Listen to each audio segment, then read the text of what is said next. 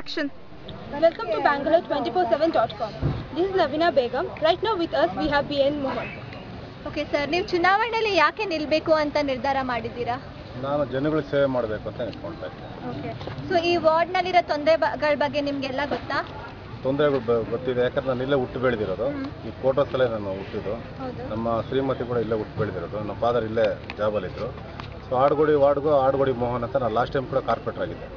So Bangalore ಸಿಟಿಗೆ chairman ಕೂಡ ಆಗಿದ್ದೆ. ನಾನು ಎಂಟೇರ್ ಆಡುಗೋಡಿ ಮತ್ತು ಕೋರಮಂಗಲ ಸುತ್ತಮುತ್ತ ಎಲ್ಲ ಸಮಸ್ಯೆಗಳು ಗೊತ್ತಿದೆ ನನಗೆ. ಸೊ ಈಗಾಗಲೇ ನಾನು 5 ವರ್ಷದಲ್ಲಿ ಸುಮಾರು 60 ಕೋಟಿ ರೂಪಾಯಿ ಕಾಮಗಾರಿಗಳು ಕೆಲಸ ಮಾಡಿದ್ದೀನಿ. ಡೆವಲಪ್ಮೆಂಟು ಸುಮಾರು ಒಂದು 20 ಪಾರ್ಕ್ಗಳು ಮಾಡಿಸಿದ್ದೀನಿ. ಶಾಲೆಗಳಿರ್ಬೋದು, ಇದು ರಸ್ತೆಗಳು ಅಗಲೀಕರಣ ಇರ್ಬೋದು, ಮತ್ತು ಸ್ಯಾನಿಟರಿ ವಾಟರ್ಗಳಿರ್ಬೋದು.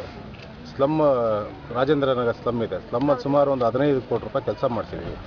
ಮತ್ತು ನಾನು ಗೆದ್ದಂಥ ಸಂದರ್ಭ 2001ನಲ್ಲಿ ಸುಮಾರು 65% ವಾಟರ್ ಸ್ಯಾನಿಟರಿ ಇರಲಿಲ್ಲ ವಾರ್ಡಲ್ಲಿ. ಅದಕ್ಕೆ ಕಂಪ್ಲೀಟಾಗಿ ಮಾಡಿಕೊಟ್ಟಿದ್ದೀನಿ.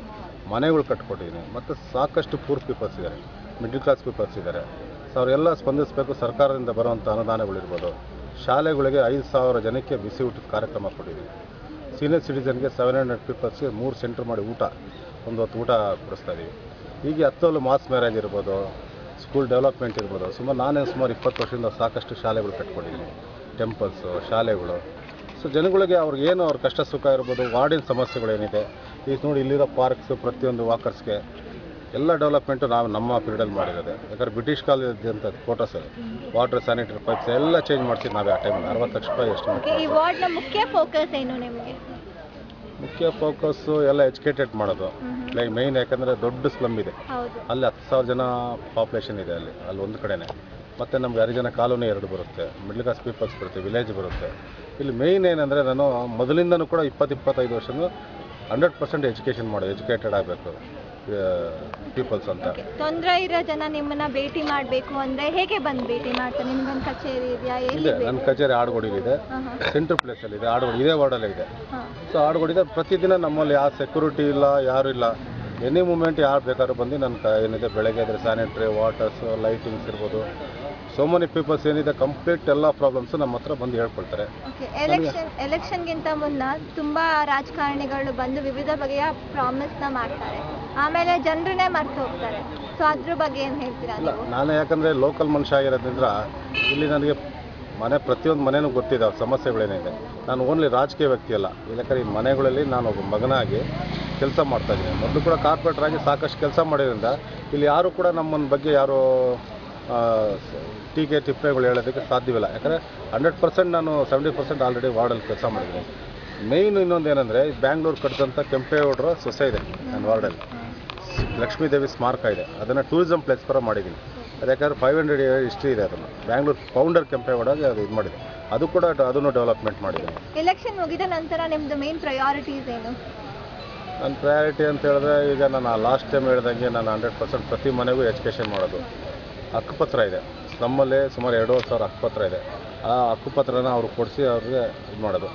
ಸ್ಲಮ್ಮೇ ಇಲ್ದಂಗೆ, ಸ್ಲಮ್ಮನ್ನು ಯಾರು ಕೂಡ ಗುಡಿಸ್ಲೋ, ಅಂಚಿನ ಮನೆ, ಶೀಟ್ ಮನೆ ಇಲ್ದಂಗೆ ಸಂಪೂರ್ಣ ಮನೆ ಕಟ್ಕೊಡೋದು.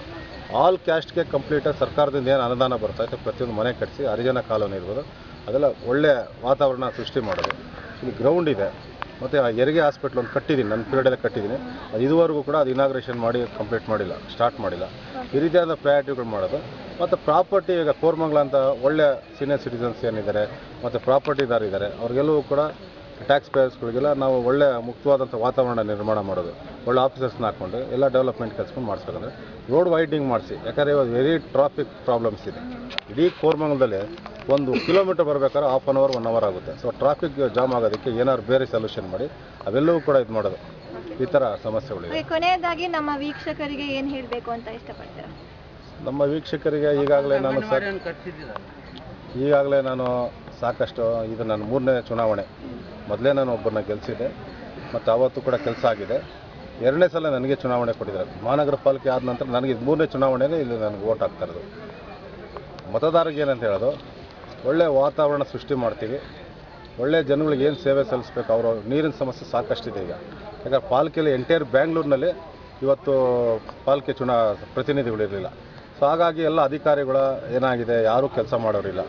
ಯಾರೋ ಒಬ್ಬರು ಅಕಸ್ಮಾತ್ ಏನಿದೆ ಸಂಘ ಸಂಸ್ಥೆ ಮಾಡ್ಕೊಂಡಿರೋದು ಅವ್ರಿಗೆ ಹೋಗಿ ಕಂಪ್ಲೇಂಟ್ಸ್ ಮಾಡ್ತಾರೆ. ಯಾವುದೋ ಒಂದು ಮನೆಗೆ ಸಮಸ್ಯೆ ಕ್ಲಿಯರ್ ಆಗ್ಬೋದು. ಪ್ರತಿಯೊಂದು ಕೂಡ ಇವತ್ತು ಗಾರ್ಬೇಜ್ ಏನಾಗಿದೆ 1 to 10 ಐಟಮ್ಸ್ ಅಷ್ಟು ಅಮೌಂಟ್ ರೈಸ್ ಆಗಿದೆ. ಮೊದಲು ನಾವಿದ್ದಾಗ 30 ಕೋಟಿ ರೂಪಾಯಿ ಇಡೀ ಬ್ಯಾಂಗ್ಳೂರ್ಗೆ ಆಗ್ತಾಯಿತ್ತು. ನಾವು ಫೈನಾನ್ಸ್ ಕಂಪ್ನಿಲಿದ್ದಾಗ 99 crores ಅದನ್ನು ಇನ್ಕ್ರೀಸ್ ಮಾಡಿಕೊಂಡು ಇವತ್ತು 500 ಕೋಟಿ 600 ಕೋಟಿ ರೈಸ್ ಮಾಡಿಕೊಂಡ್ರು ಕೂಡ ಎಲ್ಲೂ ನೋಡಿದ್ರೆ ಗಾರ್ಬೇಜ್ ಇದೆ. ಸೊ 370 ಡಸ್ಟ್ಬಿನ್ ಇತ್ತು ನನ್ನ ವಾರ್ಡಲ್ಲಿ, ಎಲ್ಲವೂ ಕೂಡ ಕ್ಲಿಯರ್ ಮಾಡಿಸಿದೆ. ಎಲ್ಲ ಭಾಳ ನೀಟಾಗಿ ಕೆಲಸ ಆಗಿದೆ. ಈ ಬೆಂಗಳೂರಿನಲ್ಲಿ ಕಸದ ಮುಕ್ತ ನಗರವಾಗಿ ಮಾಡಬೇಕು ಅಂತ ಇದ್ದೀನಿ. ಸೊ ನನ್ನ ವಾರ್ಡ್ ಒಂದು ಸಮಸ್ಯೆ ಇಲ್ಲ, ಬಿಡಿ ಬೆಂಗಳೂರು ಡೆವಲಪ್ಮೆಂಟ್. ಯಾಕಂದರೆ ಬೆಂಗಳೂರು ಅಂದರೆ ಹೊರಗಡೆ ಭಾಳಷ್ಟು ಮಹತ್ವ ಇದೆ. ಸೊ ಬೆಂಗಳೂರು ಕಟ್ಟೋದಕ್ಕೆ ಅಟ್ಲೀಸ್ಟ್ ಒಳ್ಳೆ ಉತ್ತಮವಾದಂಥ ನಾಗರಿಕರು ಮತ್ತು ಒಳ್ಳೆ ಉತ್ತಮವಾದಂಥ ಪಾಲಿಕೆ ಸದಸ್ಯರು ಫಸ್ಟ್ ಬೆಂಗಳೂರಿಗೆ ಎಲೆಕ್ಟ್ ಆಗಬೇಕು. ಗಾರ್ಬೇಜು ಬಿಡಿ ಬೆಂಗಳೂರಿನಲ್ಲೇ ಕ್ಲೀನ್ ಸಿಟಿ ಆಗಬೇಕು. ಯಾಕಂದ್ರೆ ನಾನು ಆಲ್ರೆಡಿ ಮೊದಲೆಲ್ಲ ಆ ಥರ ಪ್ರೋಗ್ರಾಮ್ಸ್ ಮಾಡ್ತಾಯಿದ್ದೆ. ಮತ್ತು ಆಲ್ರೆಡಿ ಹೆಲ್ತ್ ಕ್ಯಾಂಪ್ ಸಾಕಷ್ಟು ಈಗ ಬಡ ಜನ ಇರೋ ಕಡೆ ಎಲ್ಲ ಹೆಲ್ತ್ ಕ್ಯಾಂಪ್ ಅವಶ್ಯಕತೆ ಇದೆ. ಹೆಲ್ತ್ ಕ್ಯಾಂಪ್ ಮಾಡಬೇಕು. ಕೊಳಚೆ ಪ್ರದೇಶದಲ್ಲಿ ಅವ್ರಿಗೆ ಎಜುಕೇಷನು ಮತ್ತು ಎಲ್ಲ ಯಾವ ರೀತಿ ಪಕ್ಕದಲ್ಲೂ ಕೂಡ ಯಾವ ರೀತಿ ಬಾಳ್ತಾರೆ ಅದು ಆ ಸಿಸ್ಟಮ್ಸಲ್ಲಿ ಮನೆಗಳು ಕಟ್ಟಿ ಅದಕ್ಕೆ ಸಮುದಾಯ ಭವನ ಇರ್ಬೋದು ಮತ್ತೊಂದು ಮಾಡೋದು. ಪಾರ್ಕ್ಗಳು ಯಾವ ರೀತಿ ಮಾಡೋದು, ಯಾಕಂದರೆ ಹೆಲ್ತ್ ಇಂಪಾರ್ಟೆಂಟು. ಸುತ್ತಮುತ್ತಲ ಪಾರ್ಕ್ನ ಮೇಂಟೈನ್ ಮಾಡಿ ಅವರು ಕೂಡ ಯಾವ ರೀತಿ ಹೆಲ್ತ್ ಮೇಂಟೈನ್ ಮಾಡಬೇಕು ಅದನ್ನು ಮಾಡಬೇಕು. ಕೊನೆಯದಾಗಿ ಪ್ರತಿಯೊಬ್ಬರು ಕೂಡ ಮತದಾರರು ಒಳ್ಳೆ ಉತ್ತಮವಾದಂಥ ವ್ಯಕ್ತಿನ ಆಯ್ಕೆ ಮಾಡಿಕೊಳ್ಳಿ ಸಮಾಜದಲ್ಲಿ. ಯಾಕಂದರೆ ಇದು ಭಾಳಷ್ಟು ಇಂಪಾರ್ಟೆಂಟ್ ಅಂತ ಒಂದು ಸಮಸ್ಯೆ. ಒಂದು ವೋಟ್ ಹಾಕೋದು, ಇವತ್ತು ಪಾರ್ಲಿಮೆಂಟ್ ಮೆಂಬರ್ಗೂ ಒಂದು ವೋಟ್ ಹಾಕೋದು, ಅಸೆಂಬ್ಲಿ ಸೆಗ್ಮೆಂಟ್ಗೂ ಒಂದು ವೋಟ್ ಹಾಕ್ತೀವಿ, ಕಾರ್ಪೊರೇಟ್ರಿಗೂ ಒಂದು ವೋಟ್ ಹಾಕ್ತೀವಿ.